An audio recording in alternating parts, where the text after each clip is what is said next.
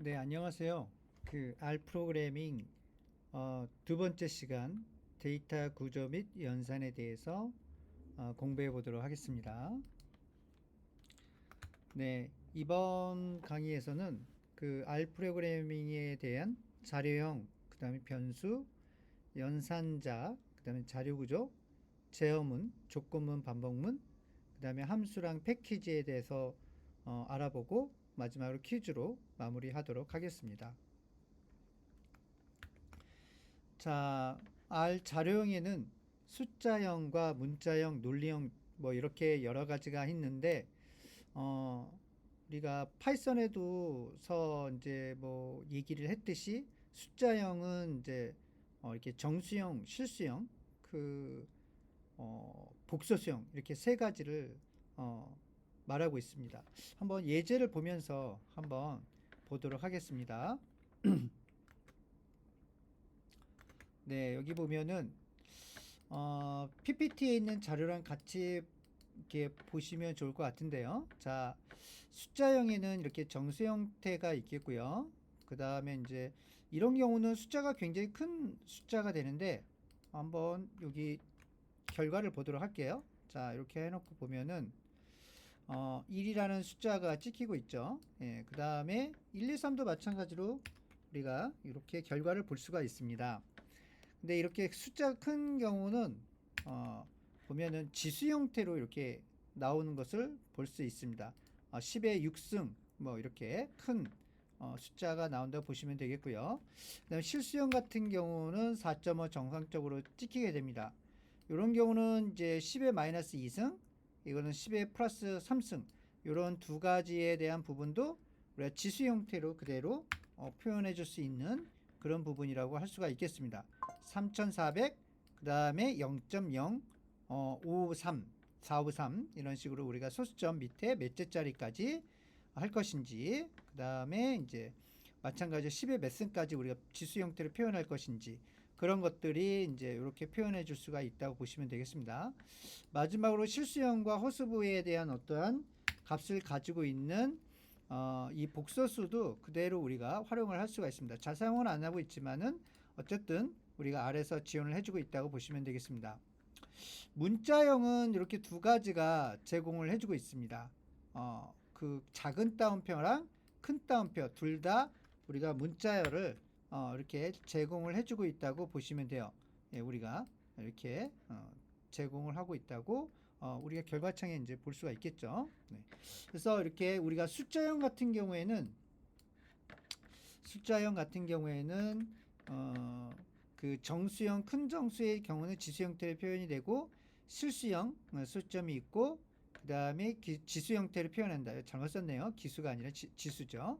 예, 복소수형 그 다음에 문자형 이런 부분을 배워왔습니다. 논리형 같은 경우에는요. 여기 논리형 같은 경우에는 여기 논리형이 있는데 이렇게 false라고 하면은 예, 그 대문자를 반드시 써줘야 됩니다. 이렇게 false가 출력이 되고요. 1과 2는 같으냐고 물어봤죠. 그럼 같지 않죠. 그러니까 false가 출력이 되겠죠. 자, 이런 식으로 false가 출력이 됩니다. 3은 2보다 크니까 얘는 true가 되겠죠. 예, 그래서 true가 출력이 되고 true는 보통 1의 값을 가지고 false는 그 다음에 0의 값을 가집니다. 그러니까 true 플러스 2가 되면은 1 플러스 1이 되니까 2라는 값이 출력이 되겠죠.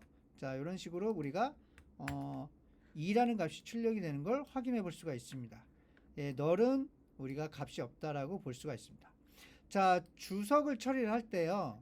이렇게 뭐 우리가 C 언어나 C++ 언어에서는 여러 줄을 주석 처리할 때 이런 어떤 에스토리 문자를 써가지고 그 다음에 이렇게 여러 줄을 표시를 했던 걸 기억을 할 수가 있어요.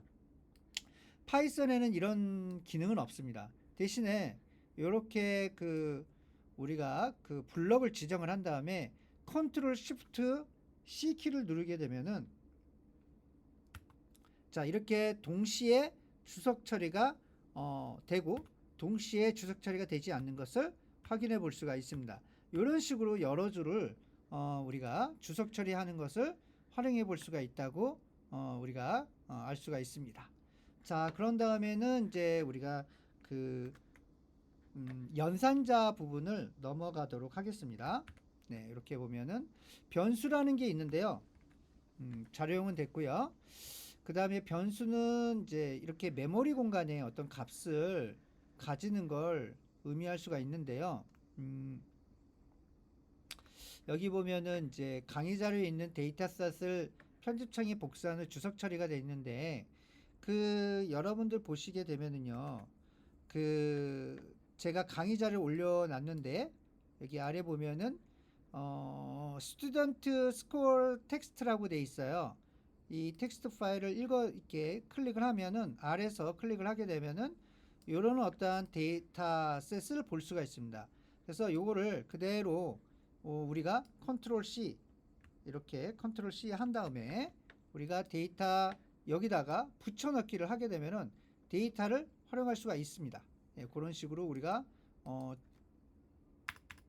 여기다가 이렇게 붙여놓고요. 아까 전처럼 컨트롤 V 이 키 누른 다음에 이 전체를 컨트롤 시프트 C 키를 누르면 이렇게 주석 처리가 되는 것을 확인해 볼 수가 있습니다. 이런 식으로 진행을 하라는 그런 의미라고 받아들이면 될 것 같습니다. 요거는 이따가 뒷부분에서 나오니까 일단은 지워 놓도록 할게요. 자, 그런 다음에 이렇게 우리가 주석을 name 1 해가지고 문자를 저장할 수가 있겠고, KOR 1 이런 93 이런 식으로 해서 우리가 어떤 값을 저장할 수 있습니다. 그럴 때 반드시 이 변수 영역은 이 메모리 공간에 이 환경창에 나타난다는 것을 지난 시간에 교수님이 얘기를 했던 그런 부분이라고 할 수가 있겠습니다. 뭐 여기 보면은 이런 값이 이제 어떻게 보면은 변수가 되겠죠. 변수가 따로 있지는 않네요. 네. 자, 다음으로는 우리가 할당 연산자에 대해서 한번 알아보도록 하겠습니다.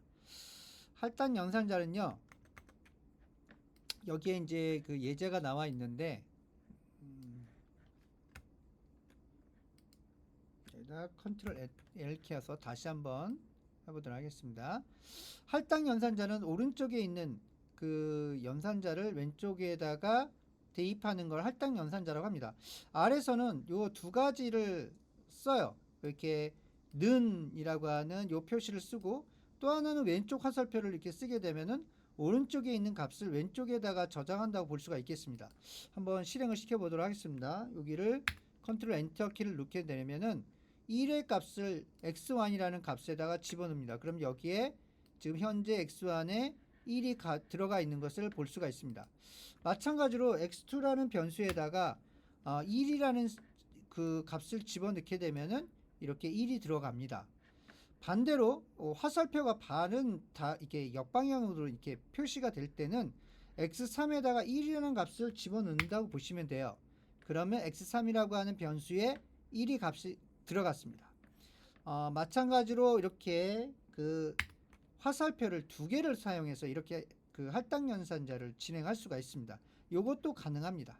그런데 이런 식으로 숫자에다가 어떤 값을 집어넣을 수는 없겠죠. 이런 경우는 에러가 난다고 보시면 되겠습니다. 예, 이거는 어떤 변수 영역이 아니라 숫자 상수를 의미하기 때문에 어떤 값을 이런 변수에다 집어넣을 수가 없는 거죠. 상수값이니까. 예, 이런 부분을 잘 지키는 것이 할당 연산자라고 볼 수가 있겠습니다. 자, 그런 다음에 이제 다시 우리가 이제 산술 연산자에 대해서 한번 알아보도록 하겠습니다. 산술 연산자는 플러스, 마이너스, 곱셈, 나눗셈을 제공을 해줘요. 그래서 넘버 1과 넘버 2라는 값이 200이라고 했을 때 요거를 동시에 처리를 하게 되면은 넘버 1과 넘버 2에 200과 100이 들어가 있죠. 그리고 여기서부터 여기까지 한번 구현을 해보도록 하겠습니다. 자, 그렇게 되면은 네, 여기에 지금 add라고 하는 부분에 들어가면은 300이라는 숫자가 들어가 있습니다. 예, 그렇죠. 200과 100을 더하면 300이죠. 그 다음에 그 sub라고 하는 그런 어떤 변수에는 100이 들어가 있습니다. 200에서 100을 빼면은 100이 맞겠죠. 네, 그 다음에 곱셈 같은 경우는 네, 여기 보면은 2만이 들어가 있습니다. 200 곱하기 100은 2만이 맞죠? 네, 그 다음에 디바이드 나눗셈 연산이 됩니다. 나눗셈 연산을 했을 경우에 200 나누기 100이 되겠죠. 디바이드는 2가 되겠죠. 그죠? 네. 그 다음에 이런 경우가 있는데요. 그 지금 퍼센트 나누기 퍼센트의 기호는 몫을 가져오는 연산자입니다. 몫을. 그러니까 당연히 200 나누기 2의 몫은 2가 되는 거죠. 예, 100의 그 나눗셈의 몫은 2가 됩니다. 그래서 나눗셈이 값은 2가 되는 거고, 이거는 리마인드니까 이거는 나눗셈의 그 나머지를 말하는 겁니다. 그러니까 200 나누기 100은 나머지가 0이죠. 그죠? 예, 나머지가 없습니다. 그래서 이거는 0이 찍힌다고 보시면 되겠습니다. 그래서 이걸 sprint f라고 하는 텍스트 출력에 대한 그 포맷을 지정해서 이렇게 우리가 출력을 하게 되면 콘솔 창에 그 결과가 이렇게 나오는 것을 확인해 볼 수가 있습니다. 네. 자, 그런 다음에 여기 그 자승에 대한 부분인데요. 5 곱하기 2는 5의 자승을 의미합니다. 예, 그리고 5 꺽쇠 2도 자승을 의미합니다. 그래서 이 두 가지가 이렇게 동시에 하게 되면은 이런 어떤 부분에서 값이 25 이렇게 두 가지가 찍히는 걸 확인해 볼 수가 있습니다. 다음으로는 비교 연산자에 대해서 좀 알아보도록 하겠습니다. 비교 연산자는 이렇게 그 여러 가지가 있는데, 지금 같은 경우는 이제 5하고 7과 같으냐 그렇게 이제 물어봤는데, 이제 이거는 false가 나오겠죠. 네. 그다음 5하고 7하고 같지 않다는 거는 당연히 같지 않으니까 true가 나오겠고, 그 다음에 5보다 7보다 되면 false, 예, 이게 true가 되는 거고, 그 다음에 5가 7보다 크다 그러면 false가 나옵니다.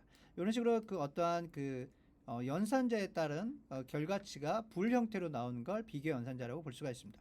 뭐 같거나 작다, 그 다음에 크거나 같다, 이런 식으로 우리가 처리를 할 수가 있겠고, 지금 같은 경우는 이제 우리가 그 BT 연산자인데요, AND 연산자죠. 논리 곱을 말하는 건데, 논리 곱을 말하는 겁니다. 그래서 5는 true고 7도 true입니다. 그래서 true와 true를 AND 논리 곱 연산을 했더니 결과는 true가 됩니다. 자, 5도 true고 7도 true입니다. 이럴 때 5와 연산자를 하기 때문에, 논리 합 연산자를 하기 때문에 이것도 true입니다. 5는 true인데 true의 역을 칠하니까 false가 됩니다. 그래서 우리가 비교 연산자를 이렇게 정리해 볼 수가 있습니다. 이것도 한번 이렇게 쭉 한 다음에 전체를 블록을 한 다음에 컨트롤 엔터 키를 누르면 전체적으로 우리가 이렇게 결과가 나오는 걸 확인해 볼 수가 있습니다. 자, 이렇게 결과 나오는 걸 확인해 볼 수가 있습니다. 자, 그런 다음에 다음으로는 제일 중요한 게 이제 자료 구조에 대한 내용을 다루고 있습니다. 자료 구조는 이제 그 아래서는 상당히 많은 부분을 이제 그 다루고 있는데요. 네, 여기 보면은 이제 예, 여기 할당 연산자 있고, 그 다음에 여기까지 지내고, 여기 보면은 벡터랑 행렬과 배열 요인 데이터 프레임 리스트라는 게 있는데, 이번 여러 가지가 있는데요. 여기서 이제 제일 많이 쓰이는 건 벡터가 이제 또 많이 쓰이고, 그 다음에 이제 그 데이터 프레임이라는 걸 많이 쓰게 됩니다. 예, 뭐 제가 볼 때 데이터 프레임을 워낙 많이 쓰이고 있으니까, 예, 그래서 요런 어떤 데이터 프레임, 그 다음 리스트, 그 다음 벡터, 요런 식으로 한번 자료 구조에 대해서 알아보도록 하겠습니다. 일단 데이터 준비를 좀 해볼 필요가 있는데요. 데이터 준비는 우리가 여기 보면은 아까처럼 그 스탠드 스코어 텍스트라는 걸 갖다가 여기 그 넘어지어 있죠. 여기를 열어보면은 이런 데이터셋을 교수님이 준비를 해놨습니다. 여러분들은 이걸 가지고 이렇게 카피 앤 페스트를 하셔서 이렇게 넣어주시면 됩니다. 자, 일단 벡터 만들기를 한번 해보도록 하겠습니다. 벡터 만들기. 자, 벡터 만들기를 하면, 자, 이렇게 벡터는 이런 변수, 벡터 변수를 쓰고 앞에 C를 쓰게 됩니다. 그리고 가로를 열고 이런 식으로 쓰게 되면 됩니다. 근데 이 같은 경우는 문자열에 대한 어떤 벡터를 만든다고 보시면 돼요. 자, 일단 여기 빗자루로 하고 모든 걸 지워보도록 하겠습니다. 자, 이 상태에서 연도수를 갖다가 한번 실행을 시켜 보겠습니다. 여기 보면 연도, 그 다음에 이름, 성별, 국사, 국어, 영어, 수학, 과학, 체육 이렇게 나와 있잖아요. 여기서 연도별만 묶은 어떤 벡터를 만들어 보도록 하겠습니다. 자, 그렇게 되면은 여기에 메모리에 올라 있는 것은 6개의 그 열을 가지고 있고, 그 다음에 문자열 형태로, 캐릭터는 문자열입니다. 문자열 형태로 이렇게 그 6개의 변수가 만들어졌다, 벡터가 만들어졌다, 이렇게 값이 들어가 있다라는 걸 확인해 볼 수가 있습니다. 자, 그 다음에 뭐 네임도 마찬가지입니다. 네임도 여기서 보면은 여기다 선택을 한 다음에 컨트롤 엔터 키를 누르면 이렇게 네임이라는 벡터가 만들어졌습니다. 마찬가지로 여기서도 캐릭터 형태로 전부 다 들어가 있는 걸 볼 수가 있죠. 네, 그 다음에 이번에는 그 히스토리 국사에 대한 부분을 한번 이렇게 넣어보도록 하겠습니다. 그러면 이 국사 같은 경우는 num이라고 하는 정수형 타입의 값이 들어가야겠고 6개의 값이 들어가 있는 것을 볼 수가 있습니다. 이렇게 어떤 하나의 타입으로만 다 들어가 있는 그런 어떠한 리스트 형태의 그런 어떤 자료 구조를 우리는 벡터라고 볼 수가 있습니다. 자, 그래서 여기 보면은요, 우리가 그 지금 이렇게 벡터가 만들어졌는데 한번 여기다가 히스토리라는 걸 이어라는 걸 한번 출력을 해보도록 할게요.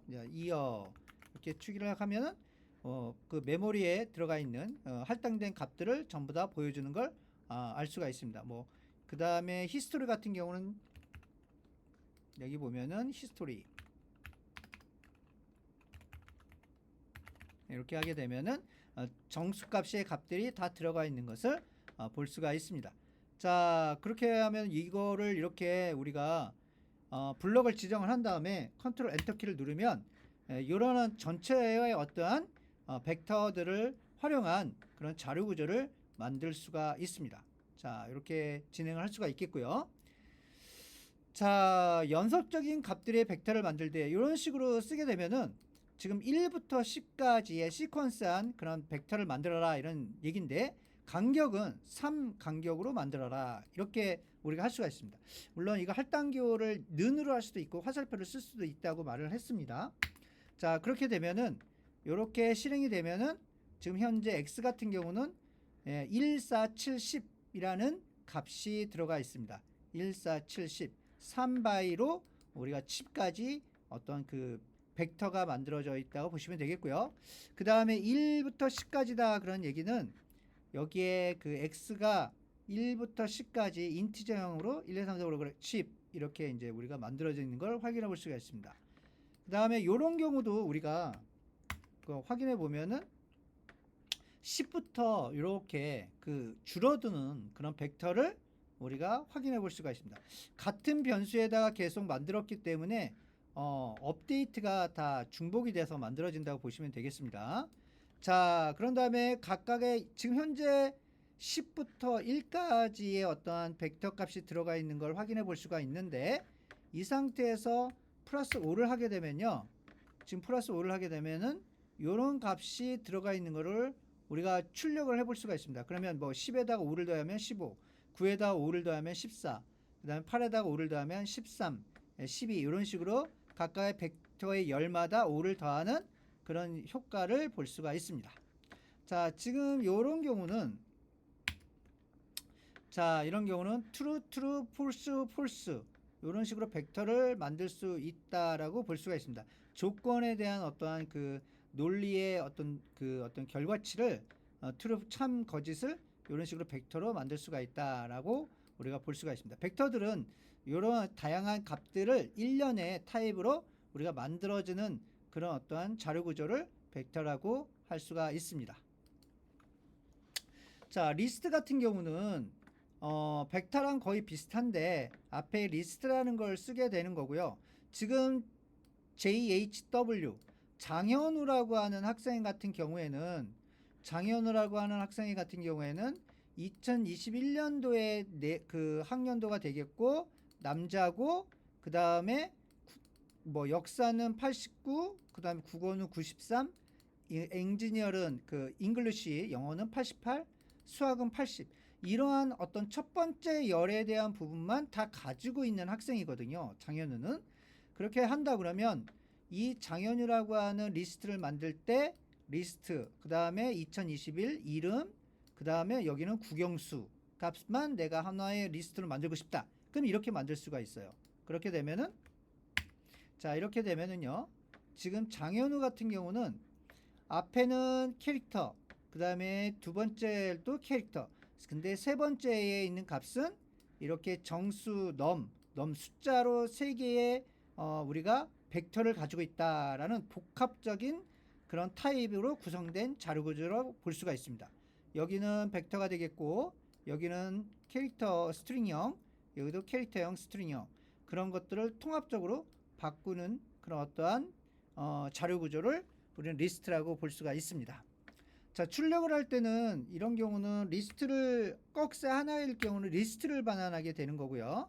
예, 이렇게 보면은 리스트를 반환하게 되는 거고, 이런 경우는 리스트의 안에 들어가 있는 값을 반환하게 됩니다. 값을 반환하게 되는 것을 우리가 볼 수가 있습니다. 네, 이건 리스트를 반환하는 거고, 이건 값을 반환한다고 보시면 되겠습니다.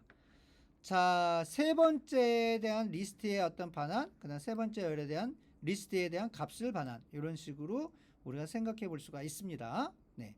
자, 여기까지가 리스트에 대한 내용이었습니다. 자, 그런 다음에 이제 제일 중요한 게 이제 데이터 프레임인데, 그 데이터 프레임은 그 어떤 매트릭스, 그러니까 엑셀과 같은 자료 구조라고 생각하시면 될 것 같아요. 예, 엑셀과 같은 자료 구조라고 생각하시면 되겠는데, 자, 이름 데이터 프레임 만들기 해서 데이터.frame 프레임 이런 식으로 우리가 쓸 수가 있습니다. 그러면 이름 스트링 들어가고, 그 다음에 국어, 영어, 수학 이런 식으로 우리가 데이터 프레임을 하나 만들 수가 있습니다. 그렇게 되면은 이런 식으로 우리가 데이터 프레임을 만들 수가 있습니다. 그러면 현재 그 이름은 장현우, 이민수, 조윤서, 조아린 해서 이 이름이 다 들어가 있겠고요. 지금 보면은 네, 이렇게 이름이 다 들어가 있죠. 네. 그 다음에 그 두 번째 열은 코리아라고 하는 그 어떠한 벡터를 가지고 온 거예요.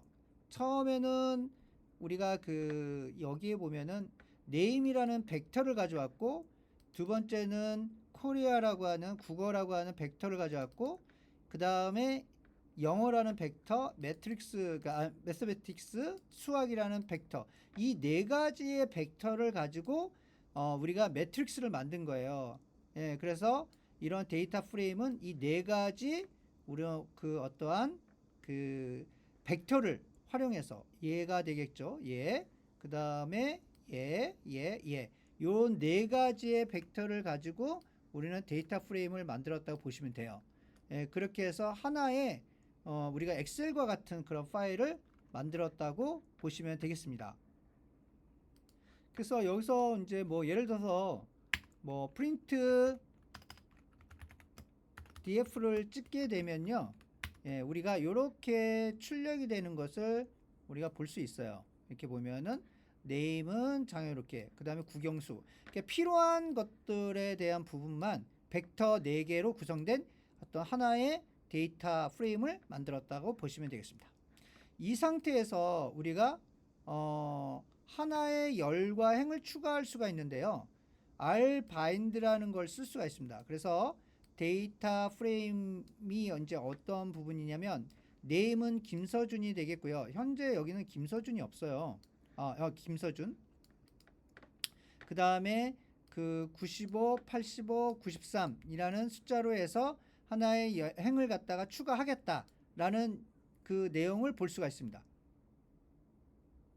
네, 그런 식으로. 그래서 열과 행을 추가할 수가 있다라고 볼 수가 있습니다.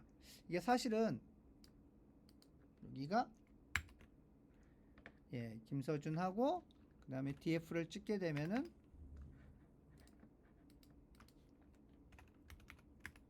자, 여기 이제 김서준이가 또 하나가 추가가 됐죠. 그 하나의 행이 추가가 된 걸 볼 수가 있습니다. 그래서 하나의 행을 뭐 김서준이 두 번 들어가 있으니까 조금 좀 그 의미가 안 맞는데, 그 교수님이 데이터셋을 원래는 김서준 전까지 만들려고 했는데, 여기가 이제 그 하나가 더 들어가는 바람에 이렇게 중복이 된 것 같습니다. 그래서 여기에 일단은 지금 내용이 자체는 열을 하나 더 추가할 수 있다, 그러니까 행을 하나 더 추가할 수 있다, 열과 행을 그런 내용을 이렇게 코딩을 했다고 보시면 되겠습니다. 자, 그 다음에 요석과 보기가 있는데요. 여기서 1만 하게 되면 일행 전체를 보여주는 그런 내용을 쓸 수가 있습니다. 이렇게 일행 전체를 보고 이거는 3행과 2열의 값만 보여준다 라는 내용입니다. 3행과 2열의 값만 보여준다. 여기서 보면 3행은 여기가 되겠고 2열에 대한 값은 3행이 되겠고요. 2열 그죠? 예. 2열에 대한 부분은 요 값이 되겠죠. 그쵸? 예, 그래서 85라는 그 값이 보여집니다. 여기는 1열, 여기는 코리아가 2열이 되는 거죠. 네. 그런 다음에 2열 전체만을 보여주고 싶다. 그러면 어떤 국어 점수만 쭉 보여주는 그런 어떠한 값을 볼 수가 있겠습니다. 자, 그런 다음에 또 2행만 빼고 전체를 보여준다. 이럴 때는 마이너스 2를 보여줄 수가 있습니다. 2행만 빼고 전체를 보여준다 라고 이제 할 수가 있죠. 2행은 장현우 다음에 2행이 아마도 그 이문서 학생이었는데 이문서 학생의 내용만 다 싹 다 빠진 것 같습니다. 예, 이문서 학생이 없어요. 자, 그런 다음에 3열만 빼고 전체를 보여준다. 그러면 이렇게 또 열에 대해다 마이너스를 붙이게 되면 3행만 빼고 우리가 국어 그 다음에 수학까지 영어가 3열이죠. 예, 그렇기 때문에 이렇게 보여준다라고 보십니다. 그래서 데이터 프레임을 보여주는 어떠한 방식과 행과 열을 추가하는 방식, 그 다음에 데이터 프레임을 그 여러 가지 벡터들로 나누는 방법, 이 부분은 굉장히 중요한 부분이라고 할 수가 있겠습니다. 이 부분은 여러분들이 잘 알고 계시면 될 것 같아요. 자, 그런 다음에 이제 조건문을 이제 배우게 될 때는 조건문은 우리가 if문, 그 다음에 else if문, else 이런 식으로 우리가 만들 수가 있습니다. 자, 그런데 여기서 보면은 리드라인이라는 게 있어요. 리드라인. 이거는 콘솔상에서 우리가 어떤 점수를 입력하게끔 만드는 겁니다. 근데 이것 자체가 스트링형이기 때문에 이 스트링형을 우리가 그 정수 형태로 바꿔 주셔야지만 됩니다. 그것이 s.numeric이라고 하는 그런 함수입니다. 자, 그러면 이렇게 해서 우리가 조건면을 한번 구동을 해 보도록 하겠습니다. 잠깐만요.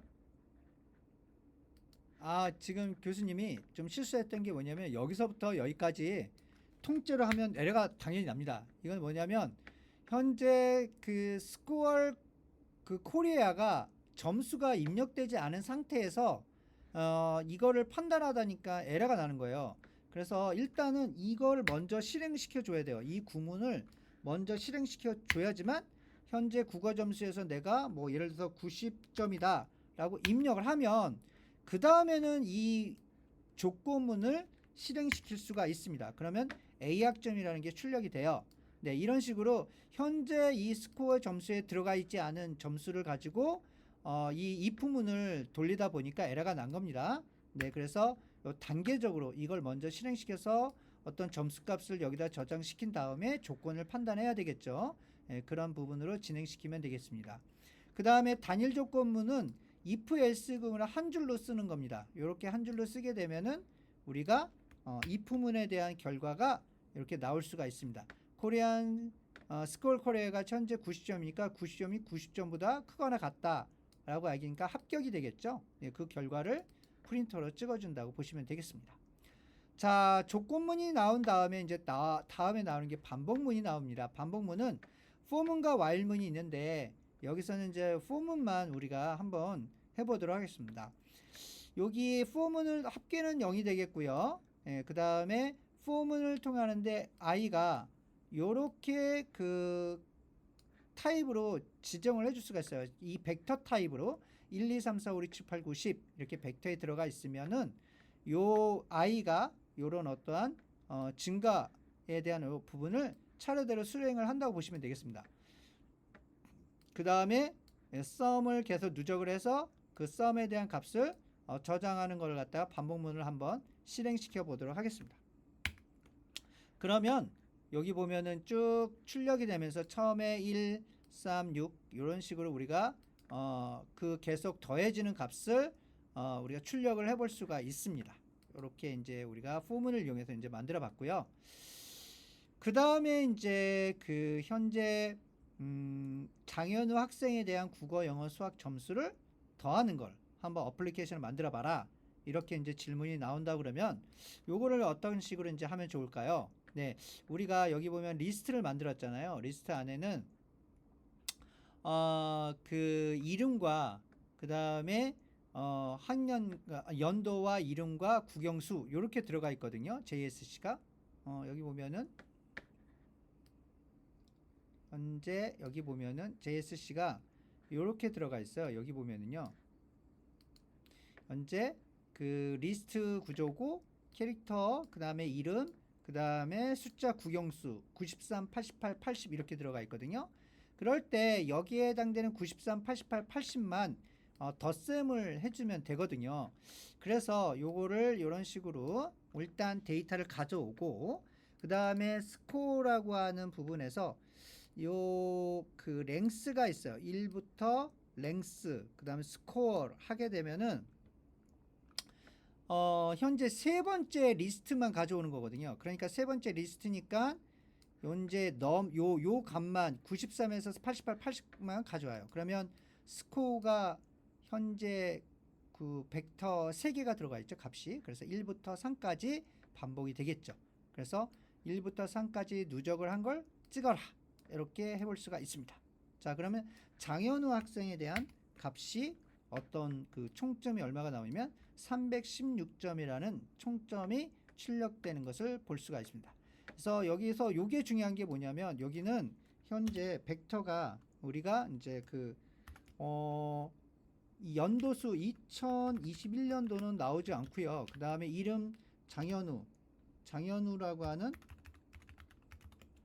요 값은 제외가 되는 거예요. 그러니까 이 세 번째 리스트에 세 번째 있는 값을 가져오니까 그러니까 여기 보면은 그 우리가 아까 장현우의 값이 요 부분이 요 값이 가져오는 거예요. 93, 88, 80이라는 요 값이 넘어져 온다고 보시면 되겠죠.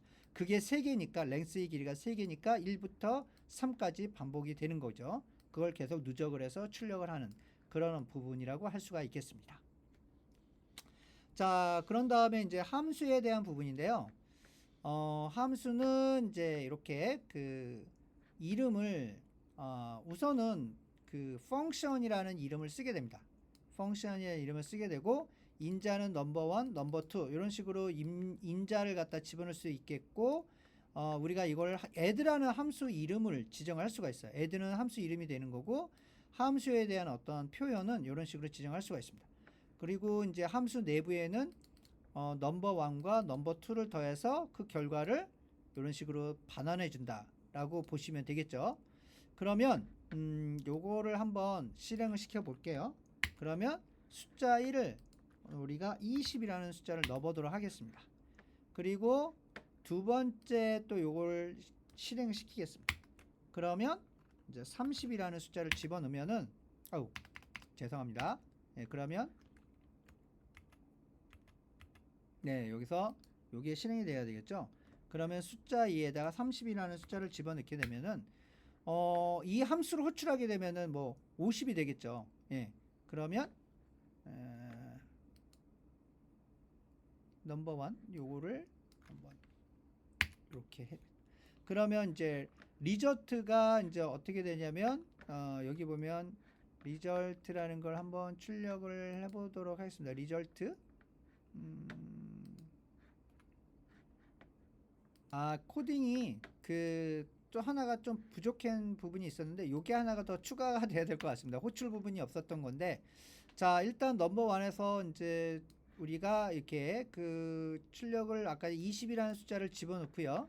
그 다음에 여기서 이제 우리가 30이라는 그 값을 우리가 키보드로 입력을 했습니다. 그럼 20과 30이라는 숫자가 넘버 1과 넘버 2에 들어가요. 그러면 이제 여기에 호출할 때 넘버 1과 넘버 2에 20과 30이 들어갈 거 아니에요. 그러면 여기서 이렇게 들어올 거고 그 다음에 여기서 20과 30을 더한 50이라는 값을 리절트에다 저장을 한 다음에 그거를 이쪽의 결과로 보내오겠죠. 그러면 그 보내온 결과를 프린터로 찍으니까 50이 찍히는 게 맞습니다. 이렇게 그래서 이런 식으로 우리가 출력하는 부분을 더 추가적으로 코딩을 해주시면 될 것 같습니다. 그 외에는 뭐 여기서 그냥 바로 10과 20을 이런 식으로 우리가 호출을 해도 상관이 없습니다. 직접적으로 값을 집어넣어서 이렇게 해서 함수라고 하는 부분은 이게 펑크션과 리턴문을 가질 수가 있다. 그 다음에 함수명을 이렇게 add라는 걸 이용해서 써먹을 수가 있다. 이렇게 생각하시면 될 것 같습니다. 자, 그 다음에 패키지는요, 이제 뒤에 가서 나오긴 할 텐데, 간단하게 이제 설명을 드리자면은, 뭐, 여기는 이제 맥에서 작업을 하는 경우가 이제 좀 있네요. 일단은, install.package라는 걸 쓰게 되면, readexcel이라는 걸 쓸 수가 뭐, 이렇게 쓰게 되면은, 엑셀 파일을 읽어올 때, 이제 엑셀 파일을 읽어올 수 있는 그런 어떠한 기능을 하는, 그런 기능을 하는 부분들이 이제 깔리게 돼요. 이게 설치가 되는데, 그래서 인스톨 패키지라고 하는 것은 필요한 어떤 라이브러리들을 설치를 해서 우리가 필요한 어떤 R 프로그램을 짤 때 추가적으로 기능을 갖다가 추가적으로 사용하고 싶을 때는 이렇게 패키지를 설치해서 우리가 실행을 해줘야 됩니다. 그런 다음에 패키지가 설치가 됐으면은 라이브러리라고 하는 키워드를 써가지고 이 설치한 그 패키지 이름을 쓰게 되면은 이제 우리가 준비된 상황이라고 보시면 돼요. 그러면 이제 엑셀을 읽어갖고 올 수가 있습니다. 자, 그러면 read 엑셀 해가지고 요 현재는 절대 경로를 써줬어요. 이거는 맥 환경인데 윈도우즈 환경 같은 경우는 이렇게 쓸 수가 있을 것 같습니다. 뭐 예를 들어서 데이터 그 다음에 read 엑셀 그 다음에 이제 뭐 C 드라이브 밑에 그 다음에 프로그래밍 아까 이 웍스였었죠. 웍스에 있는 그 다음에 이제 R이라고 하는 디렉토리 밑에 뭐 엑셀 파일이 있다. test.엑셀 파일이 있다.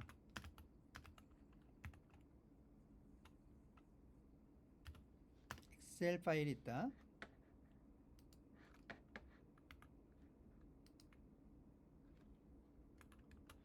자, 그러면 이제 이런 식으로 우리가 절대 경로를 써줄 수가 있습니다. 이렇게 절대 경로를 써줄 수가 있는데, 이렇게 우리가 절대 경로를 써줄 수가 있습니다. 그러면 이제 엑셀 파일을 로딩을 할 수가 있겠고요. C 디렉토리 있으니까. 아니면 이런 식으로 만약에 이제 엑셀 파일이 이렇게만 써주게 되면은 현재 이 R 프로그래밍 파일이 저장되어 있는 폴더에 같이 들어가 있으면 돼요. 그러면 이렇게 상대적인 경로로 우리가 엑셀 파일을 읽어갈 수 있다라고 보시면 되겠습니다.